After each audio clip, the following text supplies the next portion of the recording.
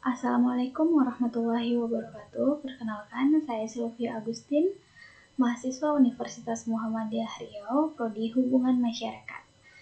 Di sini saya akan mempresentasikan tentang teori feminisme. Dalam PowerPoint saya bakal menjelaskan 3 poin dari teori ini. Yang pertama itu ada sejarah munculnya teori, pengertian teori, contoh kasus dalam kehidupan sehari-hari. Baiklah, kita langsung saja ke sejarah munculnya teori feminisme. Bermula di Eropa sejak abad ke-16, kemunculan pemimpin dan pertumbuhan yang menuntut hak wanita. Pada mulanya adalah untuk tujuan politik sah saja. Di Amerika, sewaktu mengisytiharkan ke Deklarasi Kemerdekaan 1776 telah menyebut all men are created equal, yang artinya semua manusia diciptakan sama.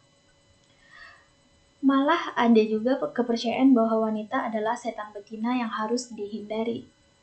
Dari segi politik, agama, dan sosial, kaum wanita dipandang sebagai kelas bawahan.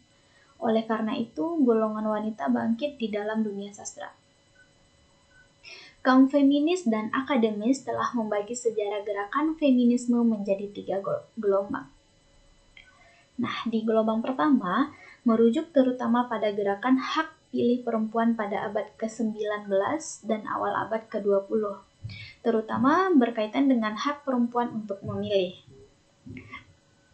Di gelombang kedua, mengacu pada gagasan dan tindakan yang terkait dengan gerakan pembebasan perempuan yang dimulai pada 1960-an, yang mengampanyekan hak hukum dan sosial bagi perempuan. Di gelombang ketiga, mengacu pada kelanjutan dan reaksi terhadap kegagalan yang dirasakan dari feminisme gelombang kedua yang dimulai pada 1990-an. Nah, di sini kita lanjut tentang pengertian teori feminisme. Feminisme adalah gerakan kaum perempuan dalam memperjuangkan emansipasi atau persamaan hak sepenuhnya tanpa membedakan antara kaum perempuan dan kaum laki-laki, dengan tidak disertai pembatasan-pembatasan maupun tindak kekerasan atau diskriminasi. Inti pokok dari gerakan feminisme adalah kesempatan yang sama antara perempuan dengan laki-laki dalam pengembangan diri. Feminisme secara mendasar meliputi berbagai bidang kehidupan, antara lain pendidikan, ekonomi, sosial, budaya, dan politik. Pemahaman makna serta implikasi feminisme dalam kehidupan perlu mendalam dengan melihat perkembangan kajian ilmu feminisme. Nah, di sini saya akan menjelaskan tentang pengertian feminisme menurut para ahli. Yang pertama, menurut Yuberhal Ilyas, mengartikan feminisme sebagai suatu kesadaran mengenai ketimpangan pembagian gender yang dialami oleh kaum perempuan, meliputi berbagai perspektif baik dalam lingkungan keluarga maupun dalam lingkungan sosial, sehingga mendorong kesadaran oleh perempuan maupun lelaki yang kemudian mewujudkan dalam tindakan dengan tujuan mengubah ketimpangan tersebut. Yang kedua, menurut Maggie Hamin, mengartikan feminisme sebagai sekumpulan ide dari pemikiran dalam pembebasan keadaan kaum perempuan yang mengalami ketidakadilan karena faktor jenis kelamin.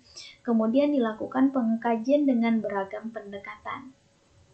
Yang ketiga, menurut Mansur Fak, feminisme itu adalah kesatuan gerakan sosial dari kesadaran yang saling berkesinambungan dengan berdasarkan pada beragam tindakan kekerasan yang menimpa kaum perempuan, seperti penindasan dan pengeksploitasian.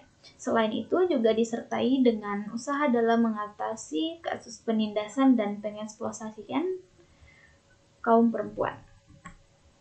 Nah, contoh kasusnya dalam kehidupan sehari-hari, kalau dalam diri saya sikap feminis juga sangat sering kita terapkan, apalagi saya sendiri adalah seorang perempuan. Yang mana saya sendiri telah menyadari bahwa dalam diri saya sejak kecil memiliki rasa iri pada laki-laki. Kebetulan saya memiliki kakak laki-laki. Saya merasa dibedakan dengan entah dalam hal bermain ataupun lainnya.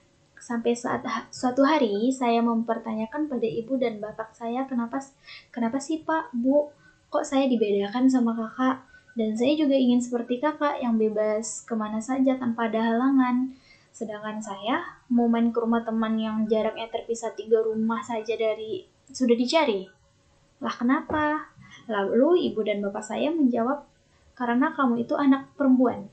Jadi kamu pantasnya itu di rumah, nak. Ketika mendengar alasan seperti itu, saya langsung berontak pada bapak ibu dengan mengatakan bahwa ini semua tidak adil dan membuktikan kalau saya juga pantas untuk tahu dunia luar. Dan akhirnya kedua orang tua mulai mengerti. Contoh lainnya, seperti dalam kehidupan sehari-hari juga kita sering menemukan seperti kasus tentang KDRT yang sering ditayangkan di televisi, dan hal itu bukanlah hal yang tabu bagi kita semua, dan kebanyakan korban yang ditemukan adalah perempuan. Lalu perempuan tersebut melapor pada pihak yang berwajib tentang apa yang telah ia derita. Dari hal tersebut adalah suatu paparan berdasarkan feminisme yang mana perempuan juga tidak mau jika harga dirinya dan fisiknya dijajah oleh orang lain. Nah, kesimpulan dari materi saya, yang pertama itu adalah sejarah munculnya teori feminisme. Kaum feminis dan akademis telah membagi sejarah gerakan feminisme menjadi 3 gelombang. Yang pertama itu di gelombang pertama merajuk terutama pada gerakan hak pilih perempuan pada abad ke-19 dan abad ke-20, terutama berkaitan dengan hak perempuan untuk memilih. Gelombang kedua mengacu pada gagasan dan tindakan yang terkait dengan gerakan pembebasan perempuan yang dimulai pada 1960-an, yang mengkampanyekan hak hukum dan sosial bagi perempuan.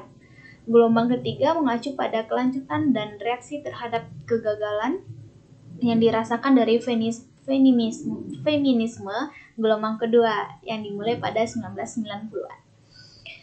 Feminisme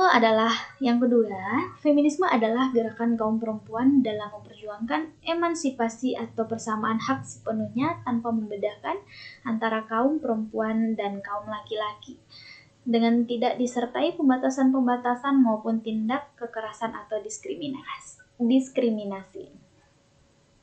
Sekian dari presentasi saya. Jika ada kesalahan kata, mohon dimaafkan. Jika ada tambahan, dipersilakan.